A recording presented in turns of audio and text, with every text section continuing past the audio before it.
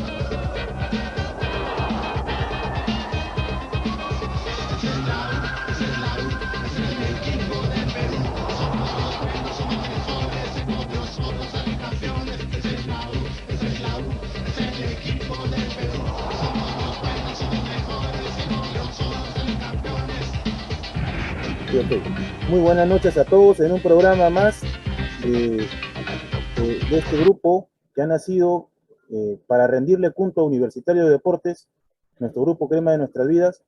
Tenemos un grandísimo invitado, un invitado muy especial, a quien yo considero, y me hago cargo nuevamente de mis palabras, como el historiador más importante de lo que es Universitario de Deportes. Nos va hoy día seguramente a dar algunas pautas de lo que viene siendo, incluso hasta ahora, pese a que él ya se ha manifestado, algunas dudas, ¿no? Un tema de fundación, digamos, en el que hay bastante polémica, en el que hay algunos puntos que todavía no se han expugnado bien y que seguramente la categoría de nuestro invitado Jaime Pular Vidal hoy nos va a poder pergueñar de repente algunos caminos que nos van a conducir hacia cierta certeza, ¿no es cierto? Porque la historia universitaria del Universitario de Deportes, desde su fundación, tiene algunos pormenores que, si bien es cierto, son polémicos, hay asientos documentales que él se ha encargado muy bien de darlos a conocer a través de este libro, de este hermoso libro que hoy día hemos tenido, bueno, que a lo largo de este tiempo nos hemos venido preparando y hemos tenido la dicha de conocer un poco más. Yo ya lo había leído hace unos años. Y bueno, sin más palabras, quiero presentar a nuestro invitado Jaime Pular Vidal, a quien además nosotros en nuestra niñez lo hemos conocido también por el programa Goles en Acción, ¿no es cierto? Entonces es parte también de nuestra educación sentimental, sobre todo su voz, ¿no? Don Jaime, ¿cómo le va? Qué gusto saludarlo. ¿Qué tal, Carlos? ¿Qué tal todos? A ver si me acuerdo, Eduardo, Víctor, Miguel Ángel y Alberto, que por aquí tengo sus nombres, por si no, no los recordaría, desmemoriado a veces. Un gusto estar aquí con ustedes, un gusto para hablar de universitario, un gusto que tengan un grupo así, además, que yo creo que lo más importante en cualquier institución es reconstruir la historia, porque pues lamentablemente cuando uno no va reconstruyendo la historia, esta como que va convirtiéndose en una serie de datos, de episodios que parecen no tener conexión alguna y que al final parecen siempre tergiversarse. Por lo tanto, es importante hacer esta reconstrucción de la historia de las instituciones para ir además manteniendo una identidad, y que en el caso universitario, creo que huelga decirlo, pero lo diré igual, la identidad tiene que ver con la garra, ¿no? La garra crema, y que me parece lo más importante de mantener, además, como tú bien lo dijiste, Carlos, a puertas de cumplir 100 años de vida de esta gran institución. Así es, Jaime. Bueno, al respecto de Universitario de Deportes, un club tan grande, un club tan querido, un club con tantísima vivencia, con tantísima experiencia, hay, digamos, desde la época de su fundación, que estamos hablando los años 20, ¿no es cierto? Pero específicamente en todo lo que se refiere en el devenir de los años 23 y 24, que tú has retratado muy bien en el libro y también en algunos artículos que hemos visto nosotros, se produce dentro de una nebulosa política, ¿no es cierto?, que tiene que ver con el leísmo y que tiene que ver también con ciertos altercados que se dieron en la FEP. Entonces, la primera pregunta que tendría que hacerte es, ¿qué nos podría detallar acerca de todo este meollo político bajo el cual nació Universitario de Deportes, Jaime? Bueno, lo primero que habría que decir, Carlos, sin duda, ya que mencionaste al gobierno de Leguía, es que el gobierno de Leguía es una dictadura. Eh, Gana las elecciones, eh, pero no va a tener el control del Congreso. Y en esa época no se elegía al presidente y al Congreso al mismo tiempo, sino que el presidente era elegido en un instante y 2 años después se elegía al Congreso. Por lo tanto, él no iba a tener la mayoría en el Congreso, entonces decide dar un golpe de Estado, eh, hacer algo que luego hizo otro dictador muy parecido a él, modificar la Constitución, nombrar un nuevo Congreso y quedarse largo tiempo en el poder. Se llama justamente el oncenio de Leguía, desde el año 19 al año 30. Eh, Son épocas cambiantes, sin duda, no solamente en lo que corresponde a Lima, que es donde finalmente se funda universitario, sino en general el Perú. Son épocas de levantamientos de campesinos, de protestas de obreros, de protestas de estudiantes universitarios. eh, Son épocas también de expulsar a los opositores políticos del país. Son épocas en las que el régimen también se apodera de medios de comunicación, lo que hizo Leguía, por ejemplo, con el diario La Prensa, que era un diario opositor, y Leguía se apropia de este diario y de la noche a la mañana La Prensa, que era un diario opositor, se convierte en un diario totalmente a favor del régimen de Leguía. De tal manera que es una época muy efervescente. Eh, Uno se pone a pensar y parecería que las épocas se van repitiendo, ¿no? Sí, pues hay algunos elementos que podrían repetirse, aunque los contextos y las circunstancias de hoy en día con respecto a lo que ocurrió desde el año 19 hasta el 30 son distintos. Pero hay algunos elementos clave que sí, sin duda, uno podría darse cuenta que esto efervescente, estas protestas, es algo que nos trae a la memoria, por ejemplo, lo que ocurrió en noviembre contra el brevísimo gobierno del señor Merino, ¿no? Este es el contexto en el que se va desarrollando una práctica deportiva entre los estudiantes universitarios. Algunos tenían tiempo de hacer deportes, algunos otros más bien tenían tiempo también para protestar, ¿no? Y bueno, es justamente esta, eh, ¿cómo decirlo? Estos distintos tipos de estudiantes, lo que finalmente llevan a confundir a muchos de quién fundó verdaderamente Universitario de Deportes, ¿no? Recuerdo haber leído que algunos decían que fue durante la presidencia de Víctor Raúl Haya de la Torre, de la Federación de Estudiantes, lo que no fue así. Algunos otros dicen que además fue en la Universidad San Marcos, lo que tampoco fue así. Eh, y claro, cuando uno va leyendo los periódicos y va descubriendo algunas cosas es una cosa impresionante, ¿no? Realmente emociona ir leyendo,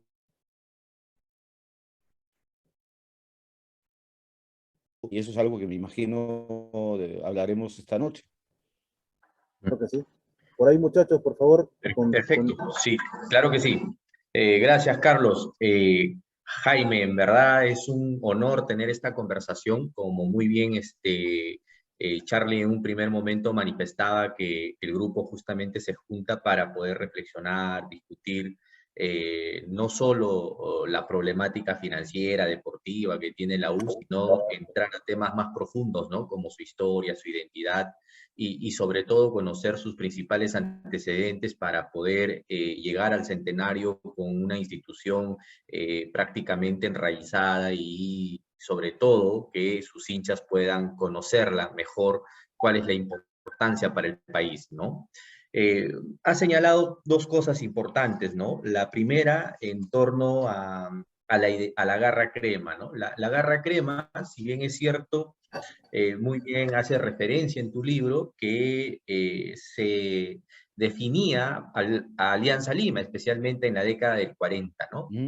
Posteriormente, en la década del 70, es que son los medios de comunicación los que finalmente contribuyen para poder definir la garra crema. Bajo ese contexto, podríamos decir hoy que esta garra crema aún persiste, es la identidad del club universitario, o es que también aquel equipo que es disciplinado, aquel equipo que no da por perdido ningún balón, también podemos considerarlo un equipo con garra, un equipo con efervescencia, ¿no? Eso por un lado. Y por otro lado, Jaime, en relación al tema de la fundación de Universitario, si bien es cierto, se da en un contexto de un movimiento estudiantil, ¿no? Y esto trae a colación, esto trae el Grito de Córdoba, ¿no? El Grito de Córdoba es el año 1918 y posteriormente en Cusco se juntan los estudiantes para poder promover la primera reforma universitaria en el Perú, ¿no? Sin embargo, esa parte no me gustaría que profundizar porque, claro, se expone más que hubiera sido un debate más así subjetivo, un debate más de temas relacionados al deporte, a la educación física, pero no fue realmente esa primera reforma universitaria de efervescencia revolucionaria, de cambio, de transformación, de libertad de cátedra y pensamiento, y en ese contexto la influencia de los jóvenes universitarios más que una influencia del partido civilista que de alguna forma se trata de mencionar, ¿no crees que hubo más una influencia progresista en ese contexto? Y desde ese punto de vista, los orígenes de Universitario tendría más efervescencia progresista. ¿Cómo podríamos eso catalogarlo, Jaime? Esas serían mis dos preguntas. Dos preguntas que se pueden resumir en una misma pregunta, Víctor. La garra y la efervescencia o la lucha de los estudiantes. A ver, lo primero que tendría que decir con respecto a la garra es que a veces los periodistas, y digo a veces porque yo he sido periodista durante muchos años y ahora también soy docente en la universidad, los periodistas no se van dando cuenta que van construyendo un discurso, ¿sí? Y este discurso al momento de construirse y de convertirse en algo repetitivo, se va convirtiendo en parte de una identidad. Y claro, tú mencionabas, ¿qué ocurriría si hoy día un equipo, cualquier equipo, pues empieza a hacer lo mismo que aparentemente hacía la U y hace la U, ¿no? Es voltear partidos. Alguien hablaría de la garra. Sí, seguro, pero sería una palabra, una mención por ahí, y no daría cuenta más bien de un discurso que se ha convertido en algo que aparentemente fue construido en tiempos inmemoriales, es decir, en un mito. Los mitos, como bien les dije a los de la vereda de enfrente, no están para ser investigados ni para ser demolidos. Los mitos están justamente para que esta identidad vaya creciendo, ¿no? El mito de la garra, el mito del cheque en blanco, son mitos que nos sirven a nosotros, hinchas universitarios, como para decir, esto es la U, ¿no? Y nos identificamos con esto. Alianza Lima también tiene sus mitos y me parece genial que los tenga. Parece perfecto. Alguno diría, por ejemplo, Guillermo Zonda decía que Alejandro Villanueva había muerto 2 veces. Nadie muere 2 veces, pues, ¿no? Es un mito, sin duda, pero es un mito importantísimo para Alianza Lima. Se tuvo que despedir de la esposa. Era tal el cariño que tenía Alejandro Villanueva por su esposa que muere, pero su esposa no había estado ahí en el lecho de muerte, de tal manera que cuando la esposa llega, levanta la sábana y Alejandro Villanueva despierta, se despide y vuelve a morir. Son mitos, ¿de acuerdo? Pero son mitos que sirven para apuntalar esta identidad, ¿sí? En un momento, como tú bien lo dijiste, yo lo señalo en el libro, el clásico, la prensa deportiva hablaba en los 40 de la garra de Alianza Lima. Pero claro, fueron aparentemente partidos episódicos, no fue una construcción de un discurso permanente, amplio, de tal manera que esto quedó en el olvido. En cambio, el discurso más bien hoy día aliancista es el corazón, qué sé yo, y el discurso de la U es el de la garra, ¿no? Eso creo que está claro para todos. Y la prensa deportiva es la que va manteniendo esto, es decir, el fútbol no se construye solo, el fútbol se construye con los futbolistas en la cancha, con los hinchas en el estadio y con los periodistas deportivos que emiten un discurso. Esto es fundamental. Por eso es que yo probablemente sea una persona muy conservadora en ese sentido y si alguno de ustedes me sigue en Twitter se dará cuenta que a veces me enojo cuando algún colega periodista deportivo empieza a traer palabras europeas para referirse al fútbol como tratando de elaborar un nuevo discurso basado en lo europeo cuando nosotros somos sudamericanos, ¿no? Y entonces esto daría cuenta que aparentemente ellos, estos periodistas jóvenes, van perdiendo esta identidad del fútbol sudamericano y probablemente quieran ir construyendo una nueva. Que están en todo su derecho, claro que sí, pero yo también estoy en mi derecho de enojarme, así que no puedo evitar. De tal manera que sí, somos un equipo con garras y que ha funcionado varias veces y que a veces no apareció, sí también. Si hubiera aparecido siempre la garra, seríamos campeones del mundo. La garra no es suficiente, sin duda, ¿no? Yo creo que lo que dijo, no lo escuché, solamente leí lo que pusieron todos en el Twitter, lo que dijo Percy Olivares era innecesario. Todo el mundo sabe que la garra no es suficiente, pero es parte de una identidad, pues, es parte de una identidad, es parte de lo que es un equipo. Probablemente Percy no se dio cuenta, yo lo he conocido cuando era periodista yo, que en los equipos en los que él militó en Europa también habían algunos elementos de una identidad que no eran la garra, sino serían algunas otras cuestiones muy diferentes, ¿no? Pero que son parte de una identidad. Todos los equipos de fútbol van construyendo una identidad. Permíteme poner un ejemplo, me gusta hacerlo así. Por ejemplo, Barcelona de España. Cuando todos hacen referencia al Barcelona, todos hablan de la Masía, de la formación de jugadores. Barcelona fue capaz de pagarle a la UNICEF para que la UNICEF le permita poner aquí el nombre de UNICEF. De tal manera que todo el mundo cree que Barcelona apoya a la juventud, apoya a los jóvenes, es una maravilla, mientras que el equipo de enfrente, el Real Madrid, en cambio, todo lo compra con su plata, son los galácticos que sacan plata del bolsillo y ellos son los sinvergüenzas que van por todo el mundo comprando. Pero claro, nadie recuerda que Barcelona ha sido ya multado por la UEFA por justamente hacer lo mismo de lo que acusan a Real Madrid, ¿no es cierto? Pero se ha construido una identidad de un Barcelona que apuesta por los jóvenes, que trata bien a todos los jóvenes que llegan a la Masía y que todo es una maravilla. Y la gente, claro, acepta esa identidad. Los de Barcelona la pueden aceptar de buen grado porque ellos viven en Barcelona. El mundo entero, en cambio, aquel que dice ser hincha, no es hincha de Barcelona, es consumidor de Barcelona y ellos se comen el cuento, que es diferente de aceptar la identidad. Por ejemplo, cuando nosotros nos ponen en la publicidad de un canal de televisión que un detergente lava apenas metes tu ropa sucia, te estás comiendo el cuento. Pues, ¿no es cierto? Si te lo quieres comer, cómete el cuento y listo, anda a comer el detergente. Eso te hace un consumidor, no te hace un hincha, ¿sí? Hay una diferencia fundamental entre uno y otro. Pero bueno, quería decir esta idea del Barcelona para hacer referencia a estas construcciones de discurso, ¿sí? Y este era el ejemplo. Ahora, con respecto a los estudiantes, yo entiendo que eres joven, Víctor, entiendo que eres de Loroya. Loroya me trae algún recuerdo. Tú no habías nacido seguramente, pero mi hermana fue la dentista del centro de salud de Loroya. Ella hizo creo que se llamaba Serum, el año 80, ¿qué año habrá sido? 80 y pico, ¿sí? En Loroya, vivió todo un año en Loroya. Yo he estado en Loroya, un día, pero he estado en Loroya, y yo sé que la gente de Loroya lamentablemente vive pues en medio de los problemas producidos por el plomo y las protestas y todo esto, ¿no? Y uno quiere vincular estas formas de ser con su equipo de fútbol. Maravilla, yo quiero ser progresista y quiero que mi equipo también lo sea. Lamento decirte que no es así, pues. El equipo de fútbol de la U fue fundado por gente bastante conservadora, ¿sí? Gente más bien que se oponía a las luchas de Aya de la Torre, de Luciano Castillo, que era un socialista, de Mariátegui, que eran efectivamente los hijos de los civilistas, que habían sido incluso combatidos, estos civilistas, por el régimen de Augusto B. Leguía. Muchos de estos civilistas, que además tenían como medio de comunicación que los representaba el diario El Comercio, habían terminado siendo desterrados del país, ¿no? Los echó el régimen de Leguía. La redacción del Comercio fue defendida a punta de balas, porque, claro, el régimen de Leguía quería hacer lo mismo que había hecho en la prensa, tomar el Comercio, no pudo.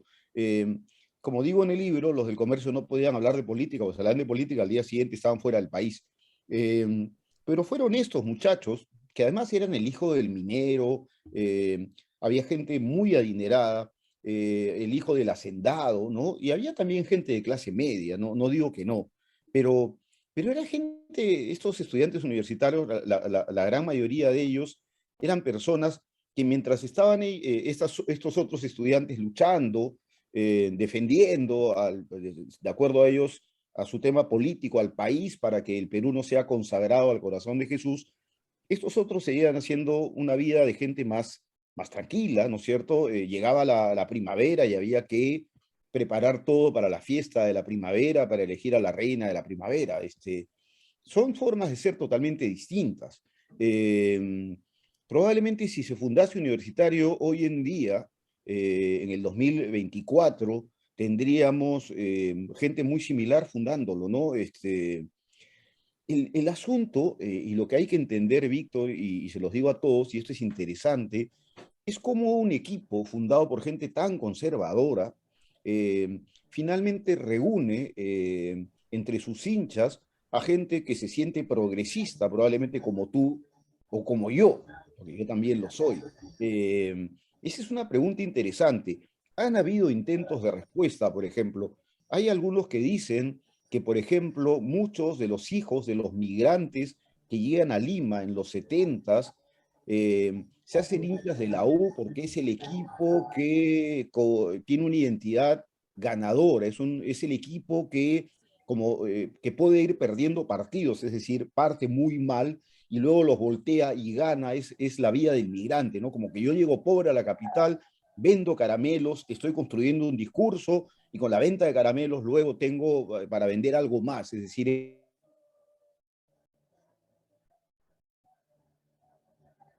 pero es interesante tratar de descubrir cómo estos hijos de migrantes que llegan a la capital muy pobres terminan convirtiéndose en hinchas de la U y no del otro equipo que se dice el equipo del pueblo, ¿no? Que es lo que constantemente anuncia mi buen amigo Lalo Archimbó cada vez que Alianza Lima se presenta, el equipo del pueblo. Esas son construcciones de identidad claro, habría que advertir que las identidades siempre son cambiantes. No es que la identidad de la U sea una y los conservadores fundaron el equipo y todos los hinchas de la U son conservadores. Eso no es así, ¿no? Va cambiando, pero lo que no cambia es la forma en que los otros tipos de personas, como tú, como yo y como seguramente muchos que me están escuchando, se asocian con la garra. Cada uno se asocia con la garra como quiere, ¿no? Es así, mira, yo te digo una cosa, a mí me gusta la música de Silvio Rodríguez, ¿sí? Es un cantautor cubano que no ha roto con el régimen que fundó Fidel Castro, él sigue fiel al régimen de Castro, alguno diría, es comunista, no, no soy comunista, en absoluto, odiaría vivir en un régimen así, pero su música me llena, ¿no? Me llama a la acción, no revolucionaria, sino a la acción de hacer mis propias cosas, ¿sí? Cada uno toma la creación de otro como a uno mejor le plazca. A eso se le llama interpretar lo que otro ha hecho, ¿no es cierto? De tal manera que en esta idea de la garra, de la identidad de la garra de la U, se suman conservadores, se suman progresistas, se suman liberales, se sumarán libertarios, y se sumará todo tipo de gente. Es muy interesante, sería muy interesante, sin duda, hacer un análisis sociológico con respecto a la hinchada universitaria. Gracias, Jaime. No, de nada, gracias a ti, espero haberte respondido. No, sí, pues, por supuesto, hay cosas muy interesantes que motivan seguir profundizando, pero me queda claro tu posición. Y seguramente nuestros colegas también van a hacerle algunas interrogantes. Adelante. Bueno, Sí, buenas noches, don Jaime Pulgar, Vidal, Otárola. Recién me entero que del apellido compuesto, don Jaime, va a disculpar. Muchachos, muy buenas noches, crema. He leído el libro El Clásico, la primera vez que lo leo. Hay varias cositas, ¿no? La primera es la intriga que me queda. O celebramos el 7 de agosto o celebramos el 10 de septiembre, como dice ahí de 1924, ¿no? De acuerdo a la publicación que salió en 12 de septiembre, ahí en un periódico, ¿no? Qué buena pregunta y qué años de esfuerzo y de estudio y de investigación, sobre todo. Usted como historiador, don Jaime, habrá podido pues, concluir en el libro, ¿no? Entonces, y también hablamos de la famosa calle ahí, de donde se fundó, ¿no? Juan de la Cova. Se fundó antes, así es, ¿no? En el RIMAC, ¿no? Al costadito del puente, ¿no? Ahí donde, bueno, ya no existe, ¿no? Ahora es el Girón Abancay. Entonces, quería, don Jaime, que nos cuente tal vez un poquito más cómo fue ese, porque es una bomba, ¿no? Es decir, uy, sale esto en mi libro, o no hay una fecha exacta, y a ver si logro dar con ella, ¿no? Para que tal vez los hinchas de la U, nosotros, digamos, oye, tal vez hemos vivido engañados toda la vida y hemos celebrado siempre el 7 de agosto, cuando en realidad es el 10 de septiembre y no, es una bomba, pues es una notición, ¿no? Entonces, no sé, ¿qué nos podría decir al respecto, maestro? bueno, lo primero que podría decirles es que se puede vivir engañado, ¿no? Hay mucha gente que lo demuestra, así que no te preocupes por eso, no te preocupes. Más los casados. Sí, no puede vivir engañado, no te hagas ningún problema. Okay. Lo segundo que te puedo decir, mira, lo que habría que descubrir es desde qué momento en Universitario, yo sé que fue el magnífico dirigente Quirós Salinas el que propone la fecha de fundación del 7 de agosto, el que dice tener el acta.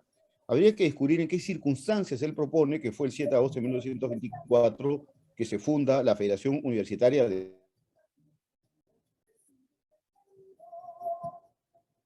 Clásico. Por esas épocas, tanto el diario La Prensa como el diario El Comercio publicaban columnas a las cuales titulaban Vida Universitaria. Y en Vida Universitaria, tanto el Comercio como la Prensa publicaban todo aquello, pero todo aquello que hacían los estudiantes universitarios. Todo, en verdad, ¿no? Como ahí afirmo, desde la fiesta de la primavera hasta la clase del curso de filosofía o lo que sea.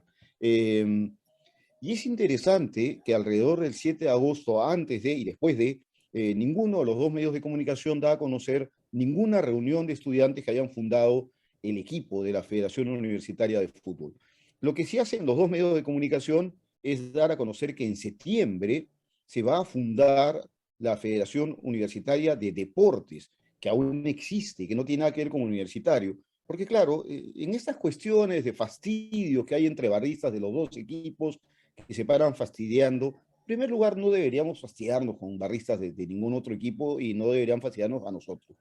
Pero lo que siempre nos dicen es que la U no existe porque es la federación, es la FEDUP y ya está, ¿no? O sea, la U nunca existió.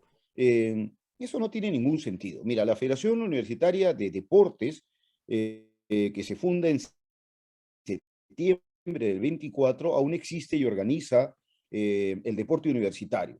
Lo organiza bien, a veces lo organiza muy mal, ¿no? Pero mal que bien, ahí hace algo por el deporte universitario. La Federación Universitaria de Fútbol, que ese fue el nombre que tuvo Universitario originalmente, se dijo que fue fundada el 7 de agosto del 24. También afirmo yo en el libro que en 1949, el 7 de agosto, cuando Universitario cumplía 25 años, ningún medio de comunicación, ninguno, habla de los 25 años de la U. Nadie. En septiembre, en cambio, en septiembre, hablan de los 25 años de la otra institución, que no es la U, no tiene nada que ver con la U, que es la FEDU, la Federación de Deportes de las Universidades, ¿sí? Que es otra institución totalmente al margen.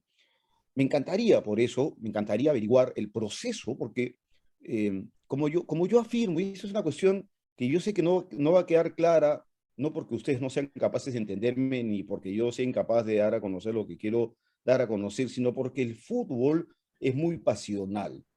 Lo que yo quiero dar a conocer aquí es que un periódico, me puede, el periódico en sí mismo no es una fuente, ¿no? Yo puedo encontrar en el periódico muchas noticias y dependiendo pues de la línea política del periódico, yo podría decir, ese periódico ha publicado tal cosa porque tenía una línea política tal. No le puedo creer del todo. Tengo que hacer lo que se llama una crítica de la fuente. Entonces, en ese sentido, el hecho de que ningún periódico sea, lo que implica seguramente es averiguar en qué momento de la vida universitaria y cuál fue el contexto en que dijo eso y cuáles pruebas tiene y por qué luego eso no aparece publicado en los periódicos. Haciendo eso, no vamos a descubrir ninguna fecha nueva, no vamos a cambiar nuestra fecha de aniversario ni de festejo, seguramente va a quedar permanentemente el 7 de agosto de 1924, que da luces, ¿no? Como bien dijiste, Eduardo, sobre algo que probablemente hasta este momento no se sabía. El hecho de la fundación de la U.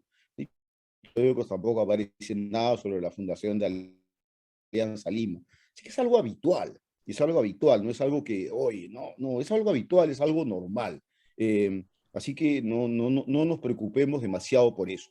Ahora, lo que sí yo quiero aclarar es que esta institución, el equipo de la U, fue fundado por la Federación de los Estudiantes del Perú, una institución que es fundada a comienzos del siglo XX, que estuvo en manos de estudiantes muy conservadores, pero que con el paso de las primeras décadas del siglo XX va tornándose una institución en manos de estudiantes.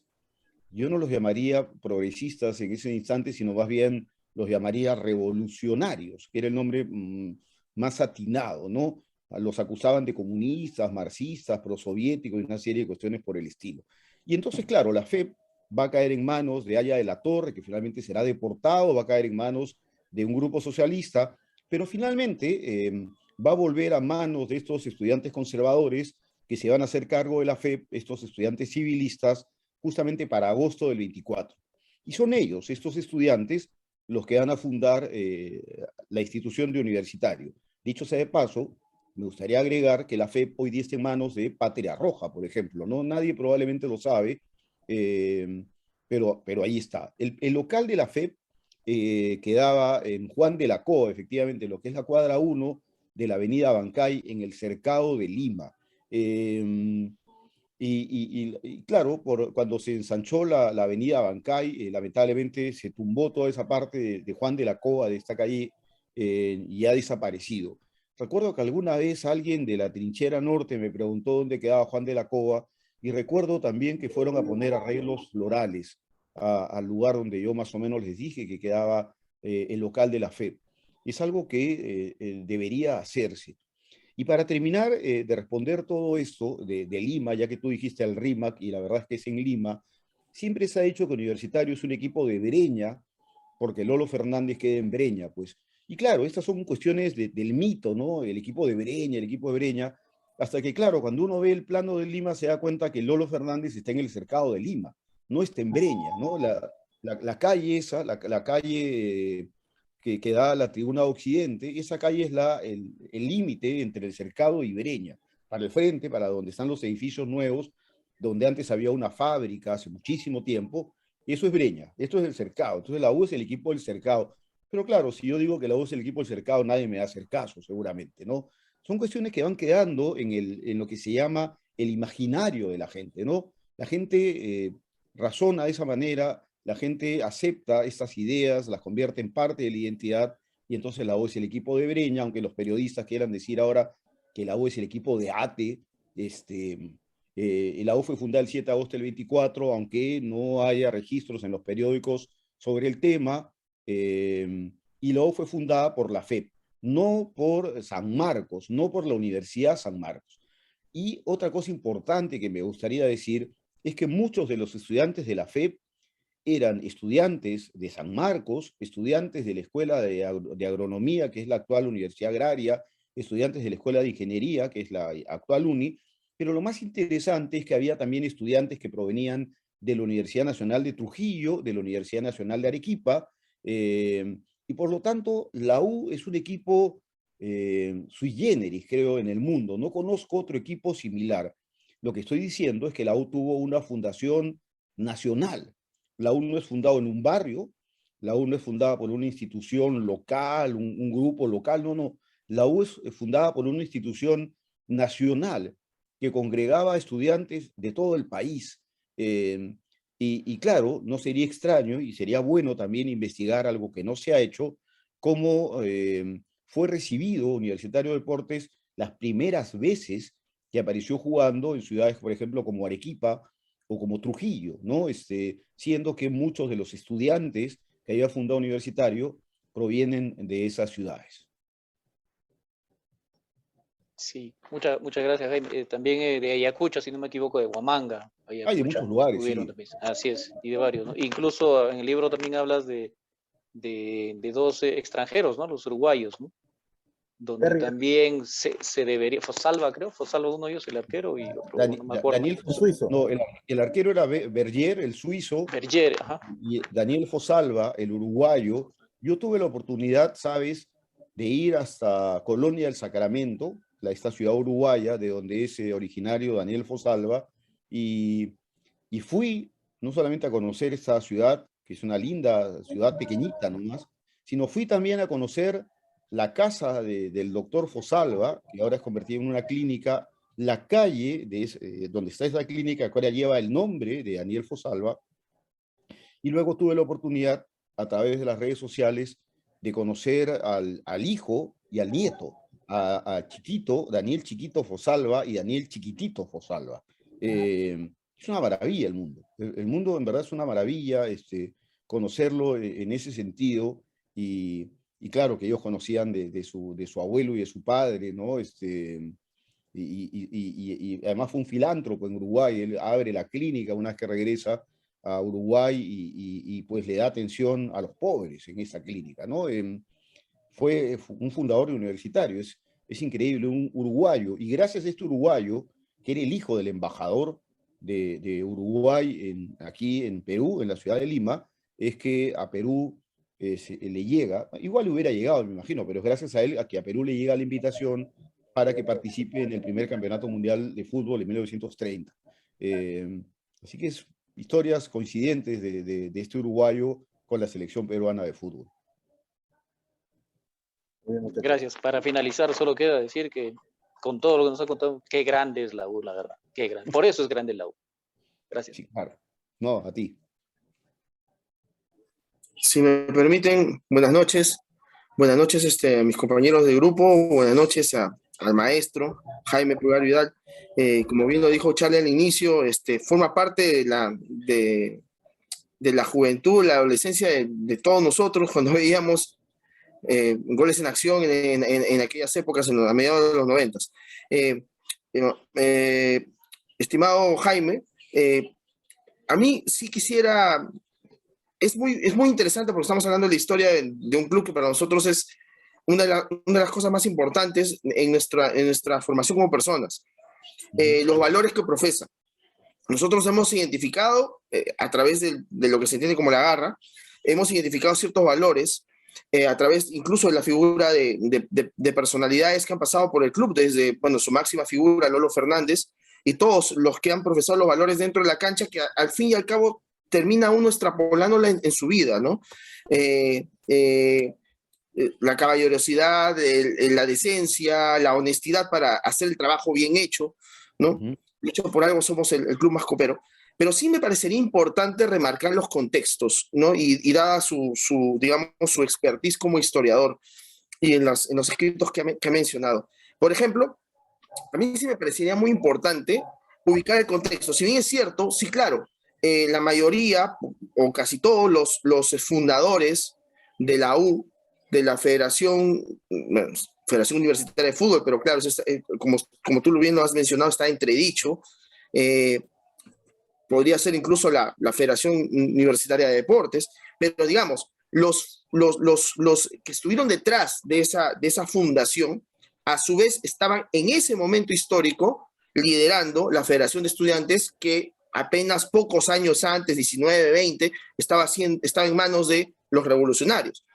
Sin embargo, estas personas que eran entendidas como pro-civilistas no eran igual que sus padres, ¿no? La mayoría de ellos vivían en otro contexto, eran otra generación, evidentemente una generación que evidentemente nunca termina siendo igual a la anterior, y a mí sí me genera un interés particular, y eso de repente tú lo puedes expresar mucho mejor por tu expertise y tu especialidad de historiador y hombre de ciencias sociales, si es que hubo algún tipo de influencia, independientemente de que físicamente no esté, algún tipo de influencia de lo que hoy día podría denominarse la socialdemocracia, que esa época no existía, pero una especie de tercera vía. Y lo digo por dos cosas muy puntuales. Primero, en el libro y en un paper que también está, que bueno, encontré en internet, que forma parte de ese paper, también lo has trasladado al libro,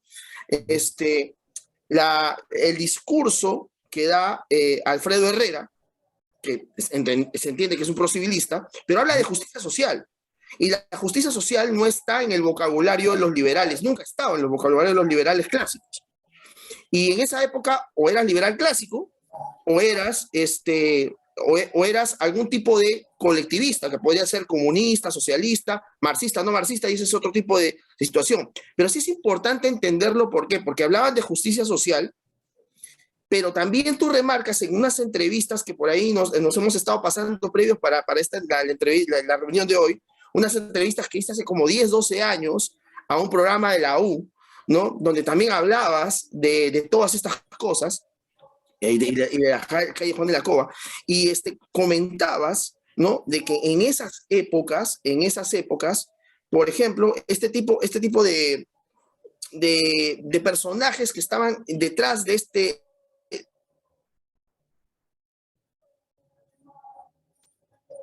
también se regían por el tema de la virtuosidad, de la honestidad del trabajo, o estudiar, o ser disciplinados, ¿no? Y a mí eso sí me hace mucho ruido, porque acordémonos que en esas épocas, o lo que antes estuvo gestando antes del periodo de entreguerras, lo que luego fue la primera tercera vía nefasta, que fue el fascismo, el nazismo, y luego vino la socialdemocracia, ellos tenían también esa idea de el hombre virtuoso, el hombre trabajador, el hombre nacionalista. Entonces yo quería saber qué tanto había de eso en el ambiente de la fe, que no era en realidad algo muy de izquierda, sino era algo más nacionalista, lo que hoy sería, pues, no sé,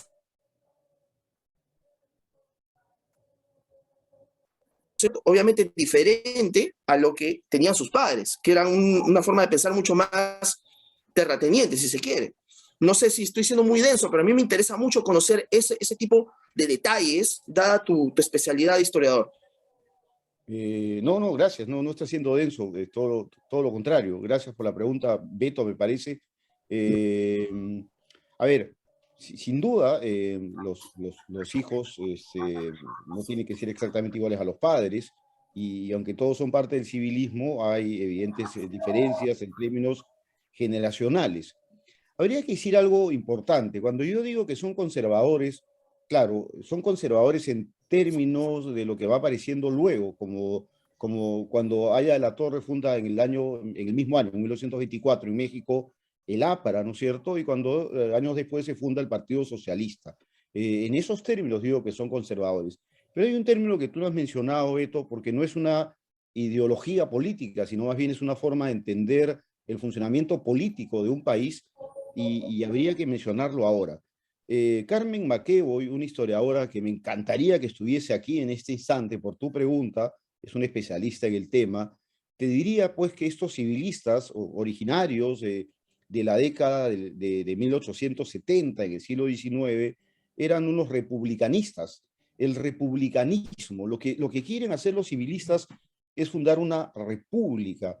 Y el mayor problema para fundar una república en el Perú son estas diferencias sociales, porque justamente lo que busca una república es que todos aspiren y logren tener los mismos derechos. Eso es fundamental. La idea de los derechos es la idea fundamental de la república. Todos son ciudadanos en términos legales, ¿sí? Todos tienen los mismos derechos ante la ley y por lo tanto todos pueden acceder a tener un servicio de salud, a tener una vivienda digna, a tener, qué sé yo, la educación garantizada y una serie de cuestiones que tienen que ver con los derechos. Eso es el republicanismo, esa es la idea de fundar una república. Y esta era la idea que aparentemente tenía el Partido Civil en su origen, que era la idea de generar un proyecto nacional. Cuando se habla de nacionalismo, aquí no se está haciendo referencia pues a un nacionalismo extremista, ¿no? A esos nacionalismos que a veces están basados también en la religión, como se ve hoy en día con un grupo político que está representado en el Congreso. Cuando se habla de proyecto nacional, se habla de un proyecto típicamente burgués que quiere fundar una nación en donde todos tengan los mismos derechos, no porque los burgueses sean que buena gente, no, sino simplemente porque saben que esa va a ser la forma en donde todos van a desarrollarse y en donde ellos también van a lograr el desarrollo que están buscando, ¿no? En términos económicos. Por lo tanto, el hecho de tener a todos los ciudadanos exactamente con los mismos derechos va a permitir este desarrollo. No es que, por ejemplo, los dirigentes de los Estados Unidos de América, de la parte norte, hayan buscado la justicia social y los de la parte sur, los de los Estados Confederados en la guerra civil, hayan sido más bien, no sé, tremendos sinvergüenzas que querían esclavitud. No, los del norte tampoco querían a la población afrodescendiente, pero lo que ellos querían también era fundar una república en ese sentido, ¿no? Con igualdad de derechos para todos. Lo mismo podría decirse de estos civilistas. Esto había ocurrido ya en Chile, por ejemplo, estamos hablando de los 1870 en Perú. En Chile esto había ocurrido en los años 40 del siglo XIX, ¿no? Chile tenía un proyecto nacional bastante bien hecho, con una burguesía que se había hecho cargo del poder. En el caso peruano, llega esta burguesía a hacerse cargo del poder, pero luego llegan dos elementos lamentables. El primero es la crisis económica mundial, la primera gran crisis económica mundial, que echa abajo todo el proyecto, ¿sí? La de 29. No, la de 1870. 1870. Ok. La de 29 es la segunda. De acuerdo, eso echa abajo todo el proyecto. Dicho sea de paso, estos hacendados del civilismo son hacendados de la costa, que son muy diferentes a los hacendados de la sierra, ¿de acuerdo? Que es otro tipo de hacienda y que ellos tienen una relación con los por entonces llamados sin.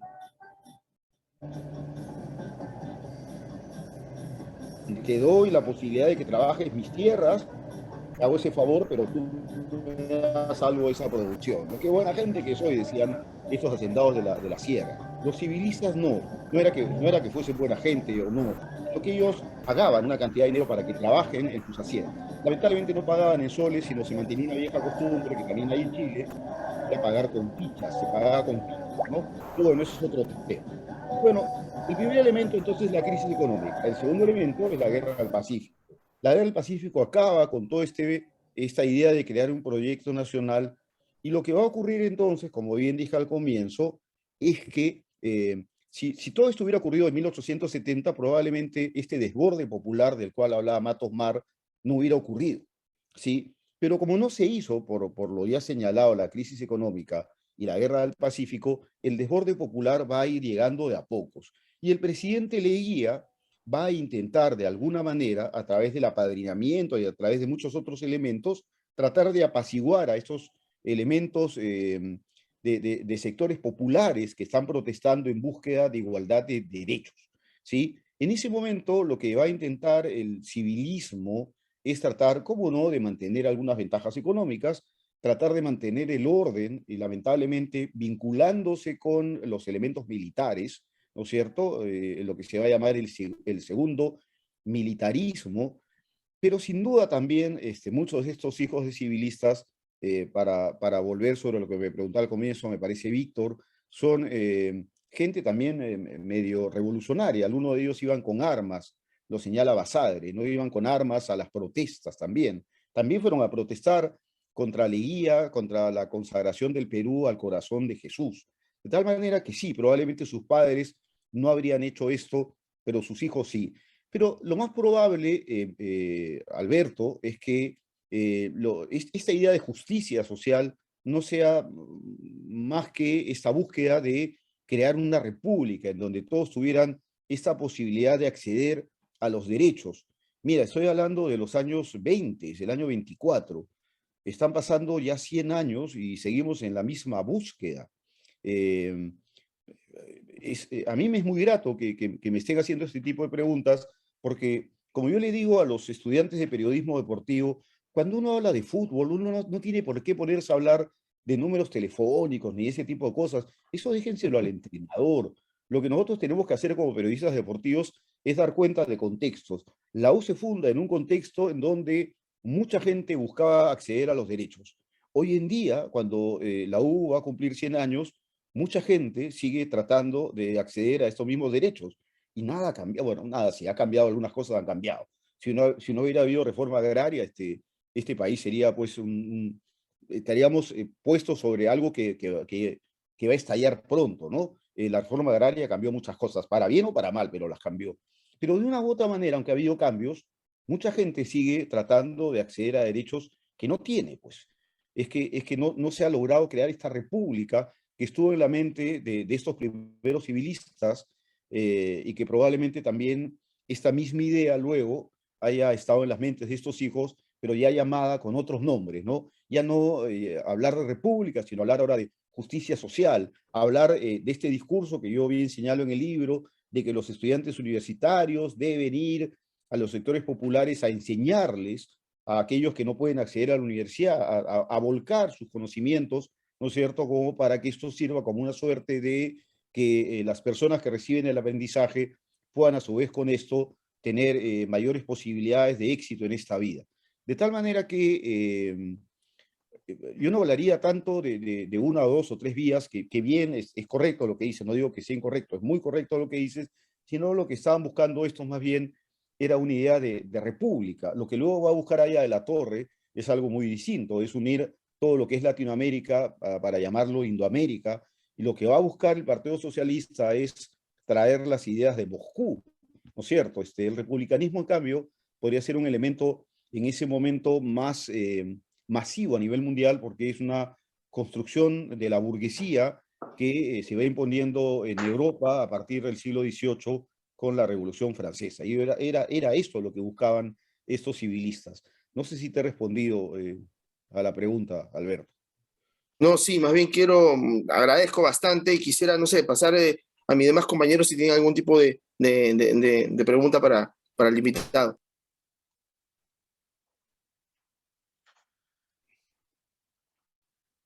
Buenas noches. Seguro que quiere hablar de números telefónicos, ¿no? No.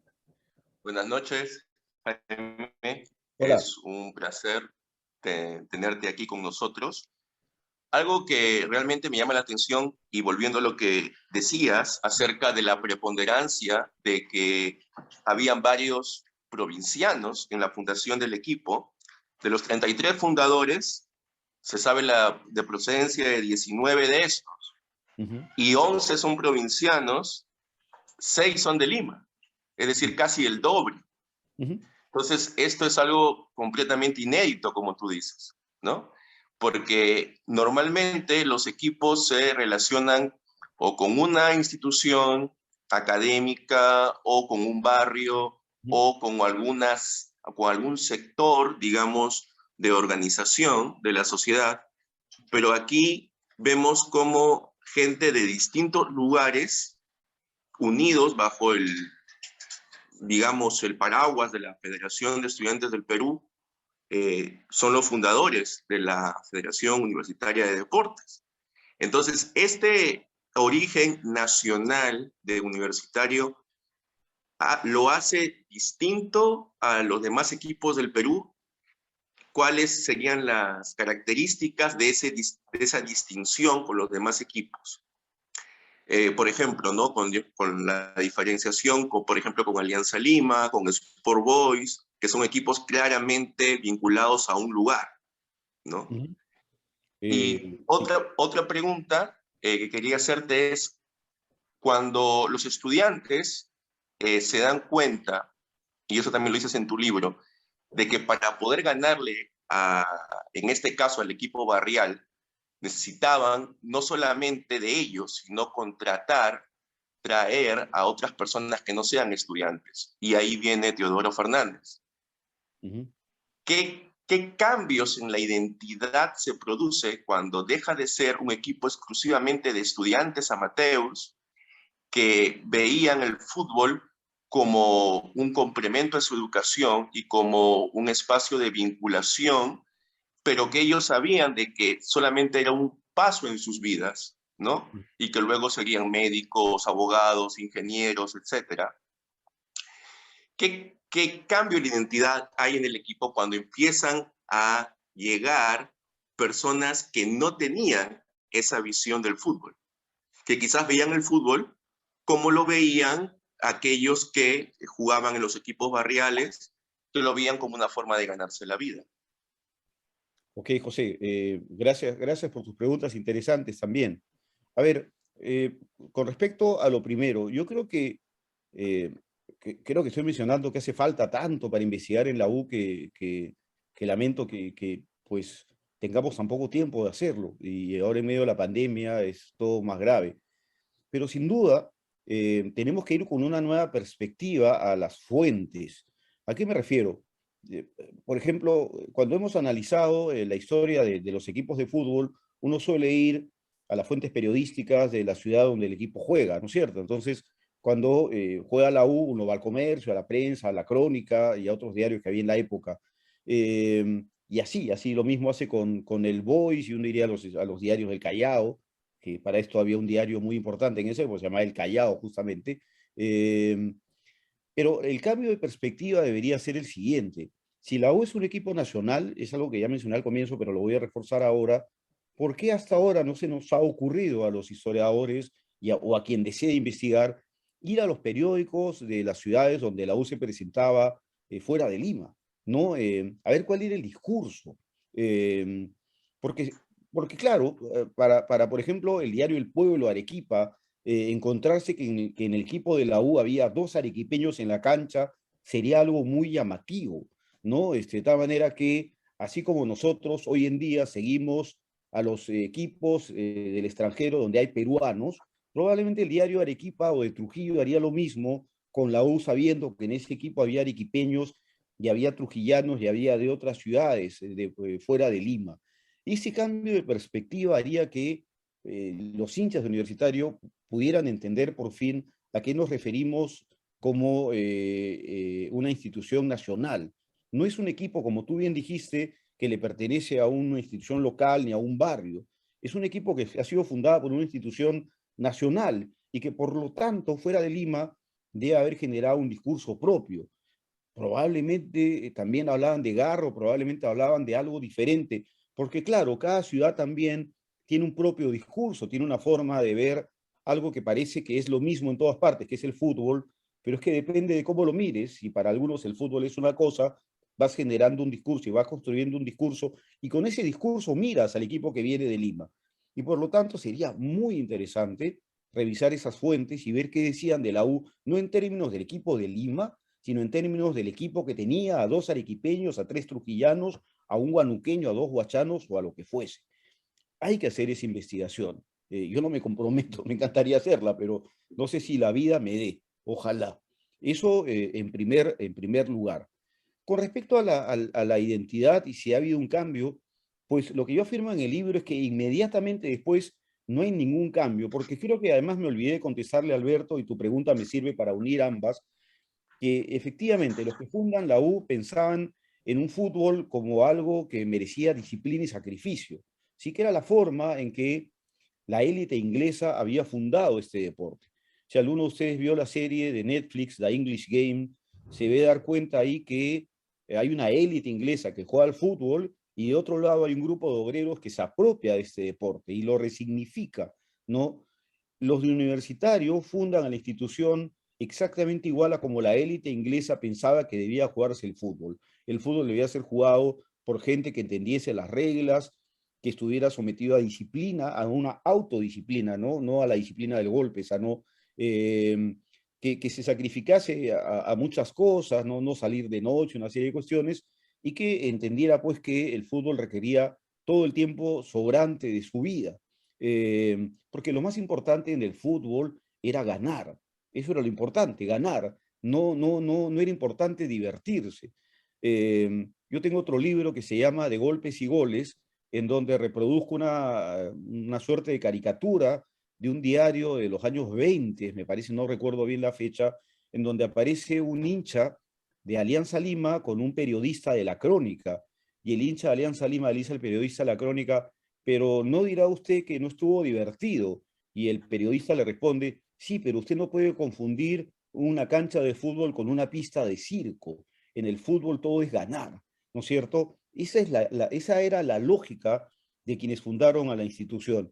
Y cuando llega Lolo Fernández pues era un tipo que vivía en una hacienda, y la vida en una hacienda es una vida dura, por más que no seas el agricultor o el campesino, igual es una vida dura y es una vida diferente a la vida en la ciudad, porque en primer lugar hay algo que no tienes en la hacienda, y es el reloj. El reloj es una... el reloj de arena existió hace varios siglos atrás, pero me refiero al uso moderno del reloj, el que uno lleva en la muñeca. Los horarios fijos. Y a eso me refiero. Esa idea del reloj es una construcción de la burguesía, ¿no? La burguesía pone en las fábricas, ingreso a trabajar a 6 de la mañana, salía a 6 de la tarde. Y claro, los obreros, hay historiadores que analizan eso y son muy interesantes, se apropian del reloj, ¿no? Ah, me quieres hacer trabajar de 6 a 6, listo, ok, no hay problema. 6:15, reunión de los trabajadores a la vuelta de la esquina. Listo, se reúnen los trabajadores a la vuelta de la esquina, empiezan a maquinar sus protestas y después de varios días salen a protestar exigiendo jornada de 8 horas de trabajo. O sea, se apropian del reloj. Bueno, en la hacienda no hay reloj. En la hacienda te levantas con ¿cómo se llama? Con el La salida gallo. del sol, con el gallo, y te vas a dormir con la puesta del sol, ¿no? Es una vida dura. Es una vida dura. Requiere mucho sacrificio, requiere mucha disciplina, y por eso Lolo Fernández era así, ¿no? Y entonces Lolo Fernández encaja a la perfección en un equipo en donde todos entienden que lo más importante en el fútbol es el sacrificio. Hay una cosa más que digo en el otro libro, en De golpes y goles. Miren, durante la época de Augusto B. Leguía, uno podría decir que Leguía era un dictador, pero uno no puede ser tan duro, porque decir dictador no sirve, tampoco, ¿no? Hay algunas cosas buenas. Algunas cosas buenas que se hizo durante la época de Leguía fue, por ejemplo, construir estadios o inaugurarlos, ¿no? El Estadio Nacional en 1923, el Estadio Víctor Manuel III del Círculo Esportivo Italiano, también en 1923, la primera piedra del Estadio de Bellavista en 1926,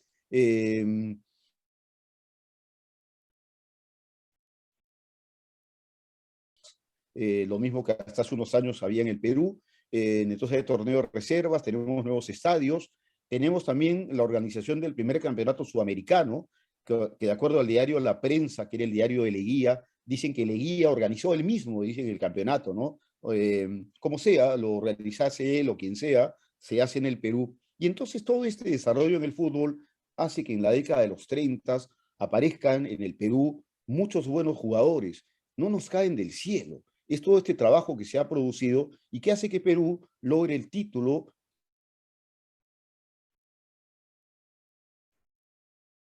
Leguía.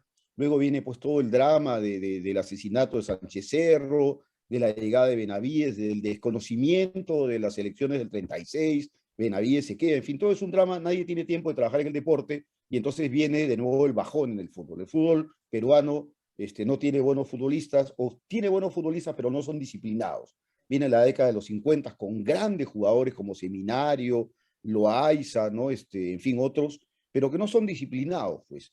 ¿Y qué va a ocurrir luego? Que va a llegar la década de los 50 en el colegio, con las grandes unidades escolares, donde van a aparecer de nuevo estos futbolistas disciplinados que van a llevarlos a los mundiales de México, de de Argentina, de España, ¿no? Tampoco caen del cielo. Permítame contarles algo personal. Yo me hice periodista deportivo, yo soy historiador, pero me hice periodista deportivo porque no le creía a Pocho Rospigliosi cuando él hablaba en Radio Ovación, algo que él decía. Él decía que la generación aquella de los 70 había caído del cielo. Yo no había estudiado ciencias sociales, todavía no, aún estaba en el colegio seguramente, pero siempre me gustaron las ciencias sociales y las explicaciones así complicadas, de tal manera que yo decía, no, las cosas no salen, no caen del cielo. O sea, alguien debió haber hecho algo, ¿no?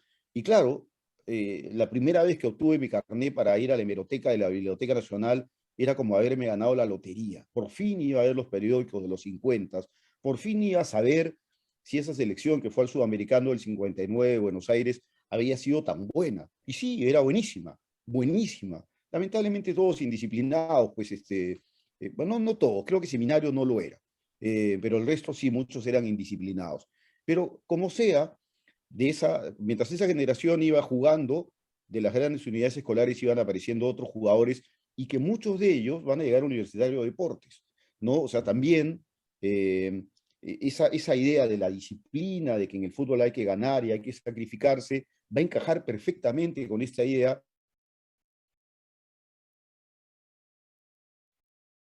de la disciplina y de la garra. Más bien, lo que yo creo que ocurre, José, es que la U busca a un tipo de jugador. No es como que eso le pasa a las instituciones. Cuando los periodistas dicen, hay una frase que los periodistas repiten siempre y que es: a un jugador le quedó la camiseta muy grande, no significa que el jugador no sea bueno ni nada. Lo que ocurre es que probablemente ese jugador no encajó en la identidad del equipo. No encajas, pues. Y como no encajas, al final lo que tú sabes hacer no es, pues, más allá de que de repente el jugador le hace falta al compañero que tenía en el equipo el año pasado y que no fue al equipo que lo contrató nuevo, ¿no? Entonces le falta el que le haga el pase. Más allá de los aspectos futbolísticos, a veces también pesan las identidades. Por lo tanto, cuando tú contratas a alguien en un equipo de fútbol, debes saber que no solo contratas a un jugador de fútbol, sino contratas a un ser humano que tiene una forma de entender la vida. Y la institución que lo contrata también tiene una forma de entender la vida. Por lo tanto, cuando tú compaginas perfectamente estas dos cosas, el jugador que llega se va a adaptar perfectamente a la identidad, pero mejor aún, la va a hacer crecer, ¿no? Y vaya, que Lolo Fernández representa la garra, ¿no? Si hoy día alguien dice garra, no solamente dice, uy, si Lolo Fernández, sin duda. Y esa despedida de Lolo Fernández, se me escarapela el cuerpo todavía recordarlo, llevado en hombros en el Estadio Nacional, después de haberle ganado el clásico Alianza Lima, pues es inolvidable, ¿no? Que haber hecho 3 goles. Además, ¿no? Es una adaptación perfecta de uno con el otro, una simbiosis del Lolo con la U con Lolo. Hay que saber contratar, pues, hay que saber contratar, hay que saber quién llega.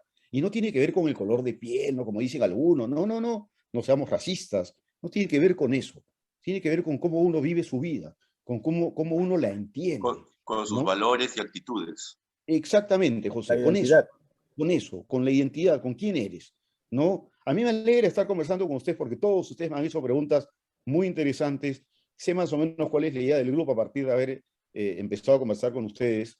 Deben entender que no los conocía antes de esto, que yo acepté la invitación de Carlos porque me pareció muy interesante y luego cuando me mandó la lista de preguntas, más interesante aún. Pero sin duda, creo que fue Carlos, si fue alguien más, perdónenme, pero sin duda que ahora que los conozco y sé de sus preguntas y sus intereses, pues estaría gustoso de poder seguir hablando con ustedes en algún otro momento porque entiendo que ustedes tienen un interés que va más allá de lo que parece evidente, ¿no? El fútbol no tiene que ver solo con jugarlo, con hacer goles y con qué bonito jugaste, o oye, tú eres extremo, no, yo soy lateral, con las barbaridades que a veces uno escucha. El fútbol tiene que ver,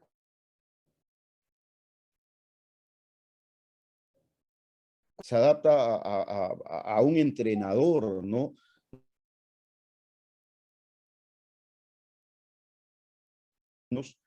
Hayan hecho que jugadores que nadie daba medio por ellos se hayan convertido en estrellas. Hablo de Juan Carlos Oblitas, que hizo jugar, por ejemplo, a Germán Carti en la selección. Germán Carti era un jugador muy disciplinado, muy ordenado en su vida, pero era algo limitado, pues. ¿no? Y sin embargo, Germán Carti fue uno de los jugadores, no era titular, pero jugó en la selección para la eliminatoria de Francia. Y el otro entrenador es Ricardo Gareca. ¿Recuerdan a Donny Neira? Donny Neira, Donny no se va a molestar con lo que digo si algún día escucha esto, era un don nadie antes de Gareca. Era un don nadie, ¿sí? Y claro, llega Gareca y lo convierte en quien es. Ese tipo de entrenadores, ese tipo de individuos que no están pensando en el fútbol, que no andan escribiendo libros y cosas por el estilo, sino que son tipos muy inteligentes para darse cuenta de cómo tratar con un jugador, cómo tratar de sacar lo mejor de este jugador, aunque parece no reflejar la identidad, ¿no? Oye, tú no eres como yo quiero que seas, pero voy a intentar que lo seas. Si no lo logro, bueno, perdí, pues. Pero si lo logro, te voy a convertir en el Donny Neira que fuiste y que nadie va a olvidar. Yo aún recuerdo los goles de Donny Neira de fuera del área, con unos remates espectaculares que grité, ustedes también los deben recordar, y son inolvidables, son inolvidables. Así que necesitamos también eso. Lamentablemente, Gregorio Pérez se fue de la institución por un problema de salud. Ojalá que quien llegue entienda el fútbol de esa manera, ¿no? Lo más importante no es creerse la estrella, lo más importante no es creer que tu sistema táctico va a ser lo mejor, lo más importante es entender que tú representas unos valores que tiene la institución y que puedes tener jugadores que probablemente no tengan esos valores, pero que tú puedas lograr que ese jugador cambie, que ese jugador piense en términos de los valores de la institución y se convierta en una estrella. Esos son los entrenadores que hacen falta en el fútbol peruano. Hay Oblitas para mí es uno de ellos, un peruano, Gareca es el otro, es un argentino, ojalá que el que llegue a la U sea algo parecido. Jaime, la otra vez hablábamos con el señor Ángel Capa, con nuestro ex entrenador Ángel Capa, y Sí, creo que claro, sí. rescata también de muy buena manera el espíritu que tú señalas tuvo también Ricardo Gareca en su oportunidad, ¿no? A tal punto que Capa cuenta una anécdota respecto de, de lo que fue Universitario cuando levanta al equipo y él refiere que Chemo del Solar y otros se le acercaron y dijeron, la única forma de ser campeón aquí es ganar a la Alianza en la final, ¿no? Entonces, seguramente nuestro amigo Miguel Torres quería hacerte una pregunta al respecto. Lo que es la enconada rivalidad contra Alianza. Adelante, Miguel. ¿Qué tal, don Jaime? También, al igual que mis compañeros, es un gusto conversar con usted para los que hemos seguido Goles en Acción, ese clásico de la historia del fútbol en el Perú. Es un honor poder conversar con uno de sus principales protagonistas. ¿Cómo así este club fundado por dirigentes universitarios en aquellos años tan convulsos, en aquellos años de generaciones intelectuales maravillosas como la generación del Centenario, y que, como usted bien ha referido, pertenecían a una élite, termina convirtiéndose en un club popular que a su vez se vuelve en el clásico rival del otro gran club popular? O sea, ¿por qué la U, que digamos nace de esa élite intelectual, y para la época era un país sumamente analfabeto, y era un país de distancias enormes, y sin embargo la U adquiere una popularidad inmensa a nivel nacional en forma rápida, que lo hace convertirse en el clásico del otro club, de Alianza Lima? ¿Cómo se genera eso? ¿Cómo se podría explicar eso más allá, digamos, de lo deportivo, de los números, como usted bien indicado? ¿Cómo lo podríamos explicar desde la historia del Perú, ¿no? Sí, Miguel Ángel, gracias. Sí, sin duda es interesante porque yo también lo que afirmo ahí en el libro es que el nacimiento de un clásico tiene que ver con cuestiones que son rivalidades previas, extrafutbolísticas, ¿no? Hay algunos que afirman que los clásicos nacen porque te enfrentas o se enfrentan dos equipos 20 veces y por ahí se dan, pues, ¿no? Entonces, no, los clásicos no nacen así. Ahora, alguna cuestión importante que acotar con respecto a lo que dices. En primer lugar, hay algo que no he dicho, ¿no? Y que es interesante decirlo, que probablemente responda a algunas de las curiosidades que ustedes me han manifestado. y que es cómo veía la prensa, o sea, los medios de comunicación, a los estudiantes universitarios de aquella época. Y la visión que tenían de los estudiantes universitarios era una visión totalmente positiva, por lo menos por lo que yo he leído en los medios de comunicación. No hacían distingos entre si eran del grupo de la Torre, o del grupo de Luciano del Castillo, o del grupo civilista.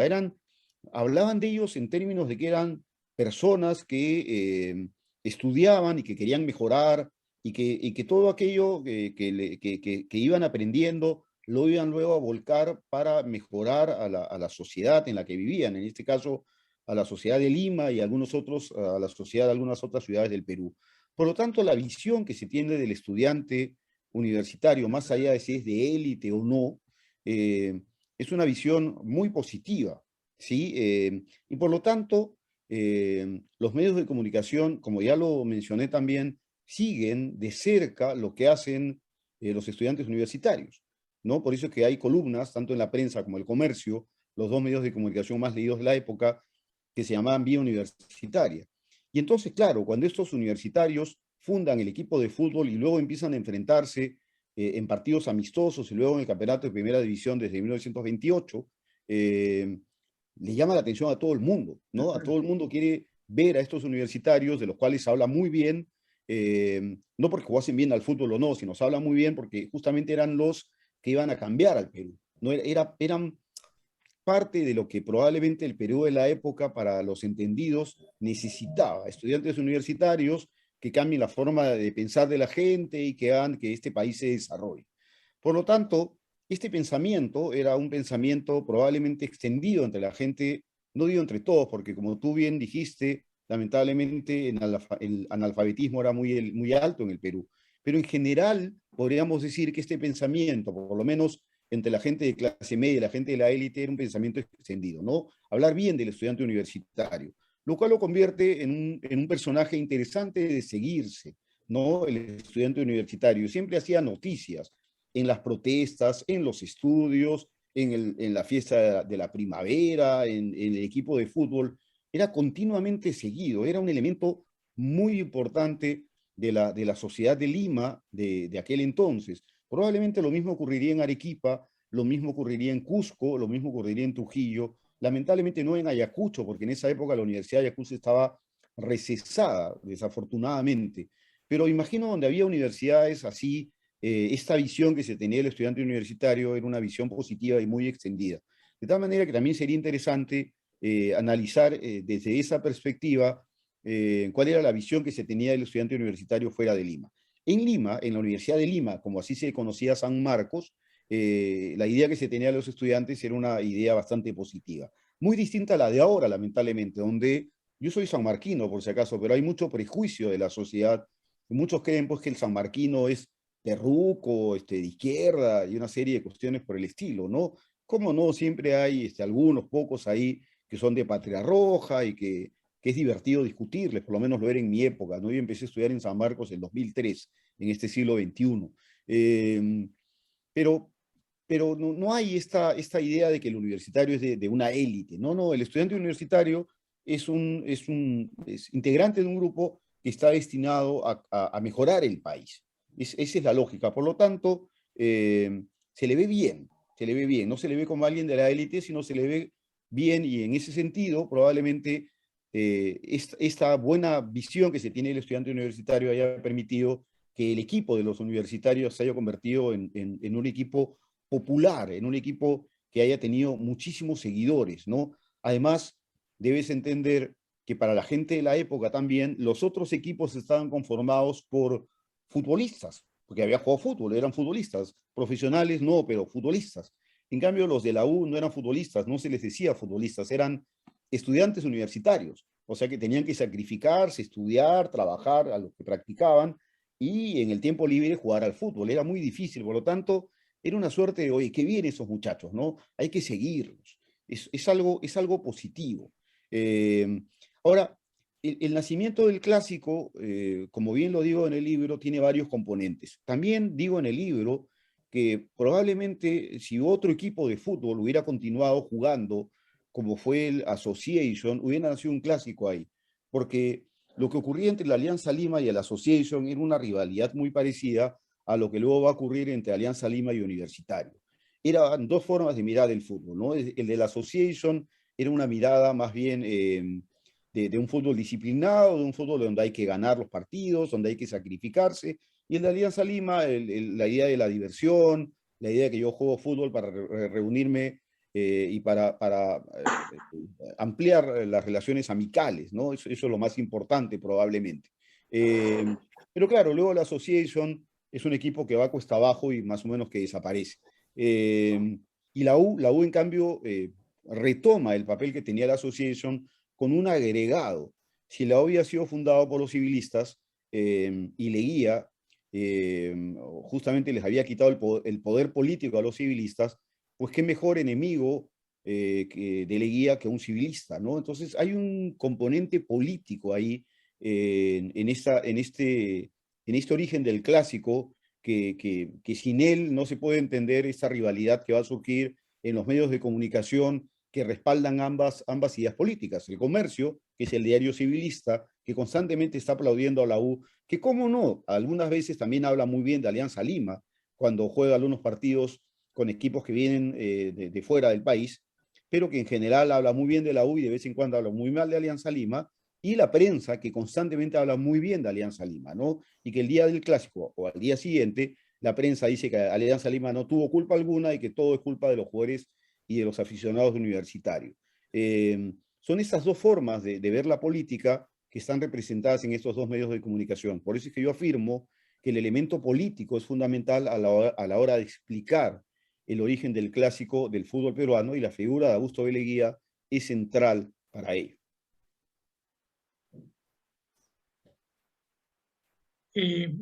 Antes de pasar a mis compañeros, quería hacerle una pregunta rapidísima, ¿no? En el libro habla de Spencer, del filósofo inglés, ¿no? Y yo tenía la referencia de Spencer porque le escuchaba varias veces a Jorge Luis Borges hablar que su padre era un seguidor de Spencer, un anarquista spenceriano.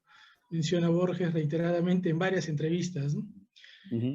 ¿Cómo traer la filosofía anarquista de este inglés al Perú y a Universitario, ¿no? ¿Cómo lo desarrolla en el libro?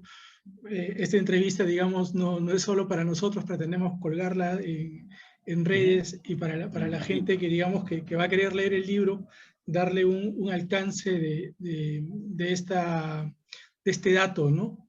Respecto a Spencer y la U, ¿no? A ver, Herbert Spencer es importante, es un filósofo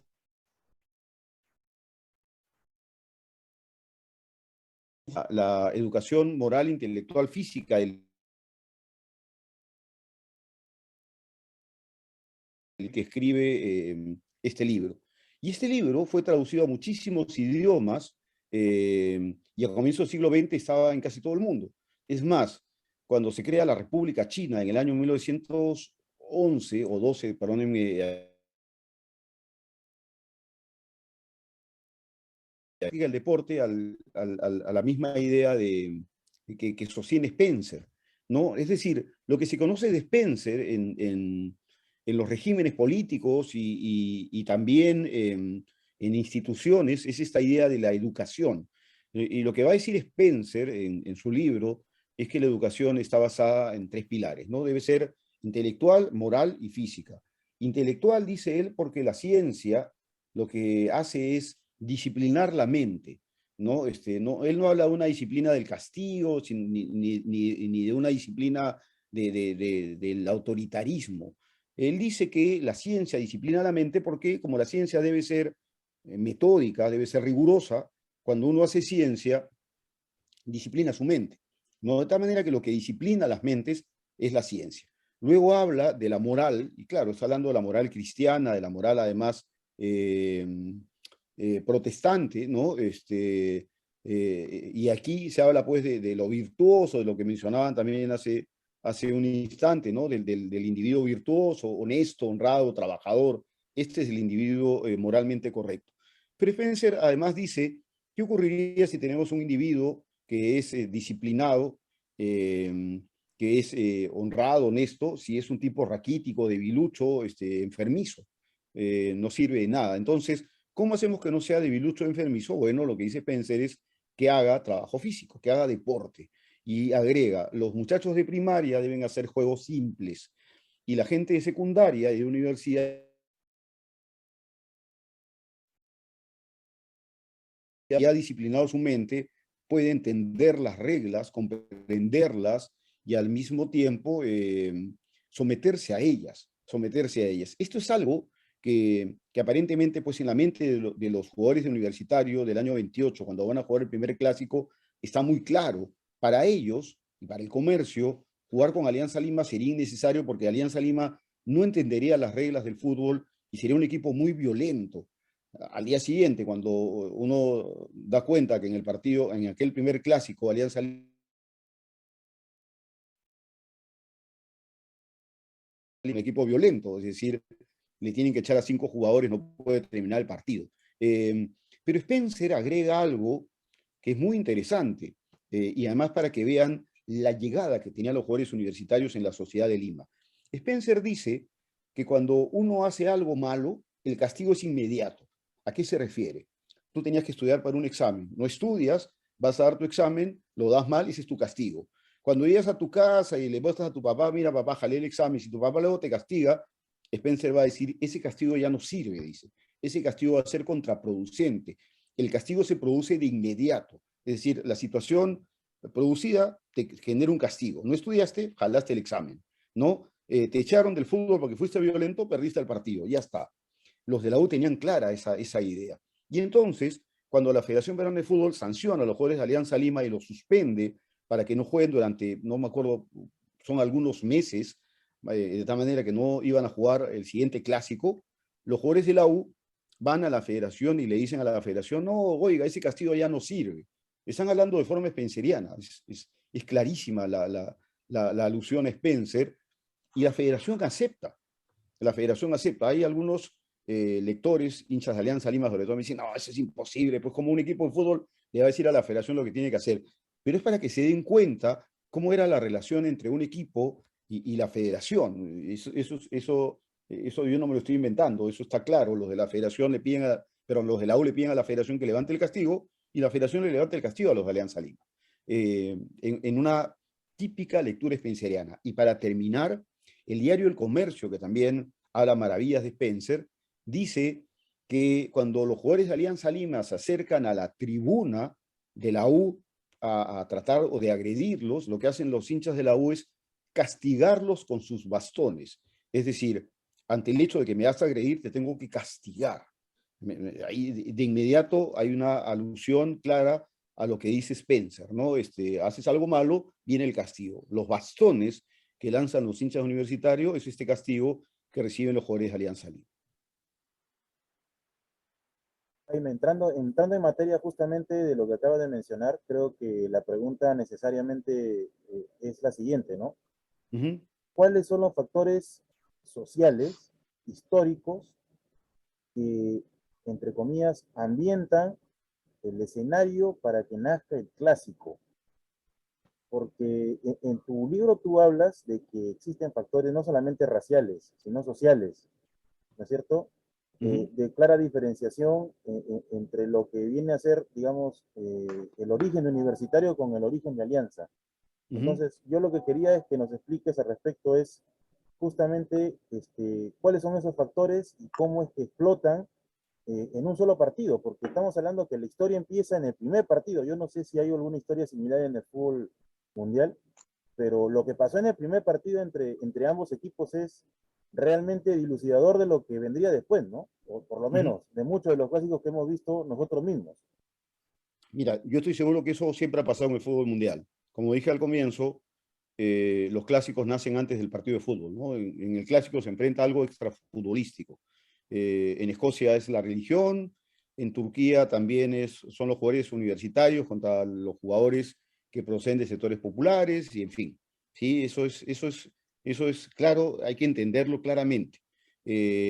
Ahora, de otro lado, efectivamente, no hay una cuestión racial, porque hay otro equipo además de afrodescendientes, que es el equipo el Sport Progreso, el equipo de la Fábrica del Progreso, que es un equipo de obreros afrodescendientes, y ahí no nace clásico alguno.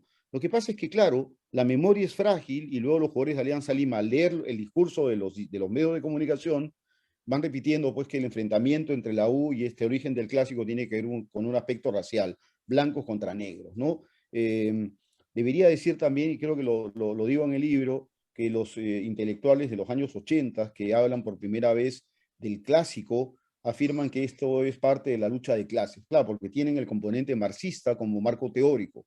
No era propio en los años 80 este marco teórico marxista. Pero sin duda hay una cuestión acá que tiene que ver con cuestiones culturales, con cuestiones del comportamiento, y que marcan a las claras que los de la U tenían una forma de ver la vida que era muy distinta a la forma en que la tenían los jugadores de Alianza Lima, que no son formas estáticas, por si acaso, ¿no? Son formas que pueden ir cambiando. Como todo en la cultura, todo es cambiante. No es que alguien lleve las cosas en la sangre y por lo tanto va a ser así de por vida.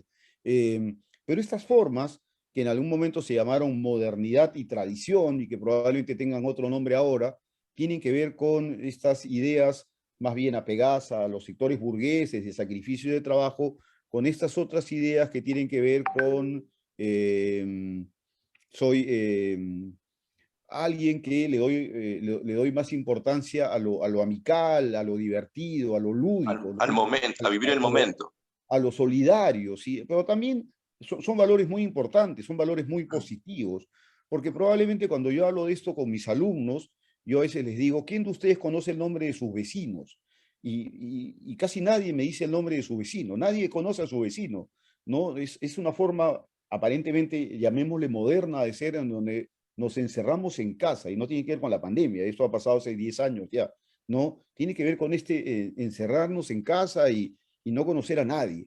Mientras que la otra forma de ver la vida es una forma en donde nos vinculamos con las personas, ¿no? Establecemos relaciones amicales, nos ayudamos, nos peleamos también seguramente, pero son formas distintas, y esto es una cuestión que debe ser muy importante para entender cómo estas dos formas de mirar el fútbol dan origen a una rivalidad extrafutbolística, que cuando se enfrentan en la cancha ya están enfrentados, o sea, unos ya hablarían de los otros, no sé, yo sé que esa palabra no existiría en ese momento, pero podrían llamarlo así como los pitucos, y los otros llamarían a los otros como, no sé, como se les decía, que era una palabra peyorativa, los vagos, los ociosos, ¿no? Porque claro, tú no quieres trabajar, tú quieres estar con tus amigos.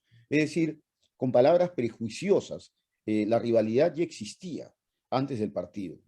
Lo que pasa es que cuando se enfrentaron, ahí es que ya no se están diciendo de palabras, ahora sí me tengo que enfrentar en serio, y ahí en verdad me doy cuenta en el primer partido que yo tenía razón, pues. Tú eres un violento, eres un ocioso, no te sacrificas, pierdes el partido, mientras que yo me preparo y te hago todo y te gané, ¿no? Y claro, insisto, cualquier clásico que nazca, nace por cuestiones que van más allá del fútbol. La prensa no puede hacer nacer un clásico, ¿no? Aquella vieja frase del clásico moderno entre la U y Muni quedó en nada, pues. O sea, la prensa quiso crear un clásico y no pudo, no se puede. Los clásicos nacen por una rivalidad. Yo les voy a contar una anécdota. Alguna vez yo dictaba una clase en el Instituto San Ignacio de Loyola y el trabajo que tenían que hacer los alumnos era un trabajo X. Y un alumno me dijo, profesor, yo quiero hablar del Clásico del Sur. Y yo le dije, ese es un invento de la prensa. Y él me dijo, no es un invento de la prensa, profesor, yo soy arequipeño. Tenemos una enorme rivalidad con los de Cusco. Y apareció un cusqueño en la clase y dijo, es cierto, profesor, podemos hacer el trabajo en grupo porque era individual. Y cuando me hablaron de que no era una rivalidad de la prensa, sino que era una rivalidad en serio, se los permití. Y con entrevistas y todo me lo demostraron. Fue un trabajo muy bien hecho, demostrando que hay una rivalidad entre Arequipa y Cusco, que en ese momento estaba representada por Cienciano y Melgar, ¿no? Es muy interesante darse cuenta de cosas que a veces no nos damos cuenta, pues. Como alguna vez me contaron que creo que hay una rivalidad entre la gente de Junín con los de Cerro de Paz con los de Huánuco, no estoy seguro, por ahí he perdido un poco la... Y actualmente se está creando una rivalidad en Trujillo entre Manucci y Vallejo también por temas políticos. pero la prensa la crea, y de ahí no van a ser clásicos, Miguel Ángel. Me parece que si es que se mantienen en primera, se podría generar, ahí hay un tema político, en Trujillo Manucci tiene sus directivos y una historia ligada al APRA, y Vallejo pues al partido de Acuña, ¿no? Y vamos a ver Y cuánto es, dura el segundo, pues también, ¿no? sí, Político y también. déjame decirte social también, porque Manucci representa a los trujillanos de verdad, digamos. O sea, a los Claro. que han nacido en Trujillo, a los que tienen padres trujillanos. En cambio, digamos que Vallejo encaja más con el migrante, con los que han migrado a Trujillo en las últimas décadas. Es Entonces, probable. por ejemplo, es aquí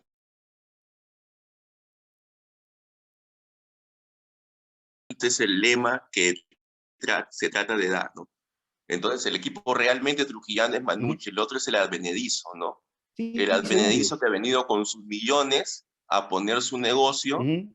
y a tratar de quitar una identidad que no le pertenece. Habría que ver cuánto dura nomás. Yo insisto, yo soy muy cuidadoso con ver si va a haber clásicos en esas circunstancias. Yo prefiero analizar previamente, aunque lo que dicen es correcto y podría ser que eso origine un clásico, habría que ver si es que Manucci no tiene un rival más bien con mayor historia dentro de la Liga de Trujillo, ¿no? Es como ocurre en Arequipa. Tenía el Alfonso Ugarte de Alfonso Ugarte de Chiquín hace Chiquín. muchas Ah, sí, décadas. claro, cuando se jugaba la Liga del Valle de Chicama. Como en Arequipa, pues el equipo más importante no era el Melgar, La sino Aurora. era, me parece, el Aurora y el Huracán, ¿no? Me parece que ese era el clásico arequipeño. Es interesante, hay muchas cosas que no se han investigado, que falta por hacerse en el fútbol, y que bueno, me alegro que este grupo que tienen ustedes se haya formado así, porque permite justamente hablar de todo este tipo de situaciones que pueden motivar que a alguno de ustedes se le ocurra hacer alguna investigación. Sería interesante que así ocurra, ¿no? Sería genial, sería Jaime, genial. disculpa, Dime. Jaime, hay una situación que yo creo que es bueno también tener una opinión tuya respecto. Alguien mencionó por ahí la palabra advenedizo. Yo conversaba con, no con solamente Beto, sino con varios miembros de este grupo, con Ujú. respecto al amateurismo y a la importancia que tiene el amateurismo o el apasionamiento, digamos, relacionado justamente a la condición social, ¿no es cierto? Nacido de origen entre Universitario y Alianza. Alguien me decía, no voy a decir su nombre, que Cristal tiene una representación especial porque la condición con la que nace Cristal, que es a partir del empresarialismo, ¿no es cierto? Que también es una condición, digamos, nacida de lo que es el progreso social, ¿no? Envuelve a Cristal en una situación tal que lo hace, digamos, dueño, ¿no? De una nueva perspectiva clásica, ¿no es cierto? Que lo enfrenta a Universitario principalmente, ¿no es cierto? Principalmente, y luego Alianza Lima. Entonces, la pregunta que yo te quiero hacer al respecto es, hablando de advenedizos, ¿a ti te parece que Sporting Cristal eh, convendría llamarle un clásico rival ya mismo? Porque, digamos, la rivalidad está durando. Nació en los 90 y aún hoy se habla de que por lo menos es un partido importante. ¿Qué te parece a ti? Mira, yo tengo la impresión de que tanto la U como Alianza Lima nacen en una suerte como tú bien llamas, de amateurismo, de un fútbol distinto al de ahora, de un fútbol en donde en verdad tú tienes hinchas, ¿sí? Mientras que Sporting Cristal nace más bien en un momento en donde lo más importante, o empieza a ser importante, lo empresarial, como tú bien señalas, ¿no? Un fútbol que busca más bien posicionarse como una empresa, que es lo que ahora hay en el mundo entero. Pero en el mundo entero, en el Perú, aún no hemos llegado a eso, y eso que Cristal se funda ya hace varias décadas atrás. Yo creo que la visión que tiene Cristal es una visión totalmente diferente a la visión que tiene la U y Alianza. Y solo por eso, yo creo que no sería posible que así como están dadas las situaciones de los dos principales equipos, como la U y Alianza, surja un clásico. Probablemente el día en que la U pueda decir, salí de estas deudas, salí de estas cosas terribles en las que nos hemos metido, Estoy pensando ahora en una institución, que ahora lo están haciendo sin duda, pero bueno, con tanta deuda no es fácil, en una institución que sea no solamente popular en términos de masiva, sino además una institución que venda una serie de aspectos como el merchandising, que lo hace muy bien Cristal, y que se convierte en una competencia en ese sentido. Probablemente ahí podríamos estar hablando del origen de un clásico, en términos de que como que Cristal llegó primero a ese momento y que luego llegaría a la U o probablemente Alianza, ¿no? ¿Por qué no? Pero creo que ni la U y Alianza han llegado a ese nivel, lamentablemente, o afortunadamente, depende de cómo quieran verlo. Yo soy bien conservador en ese sentido, yo diría afortunadamente. Yo quiero seguir siendo hincha, no consumidor. Todos estamos motivados pensando en campeonar. Es lo que quería decir.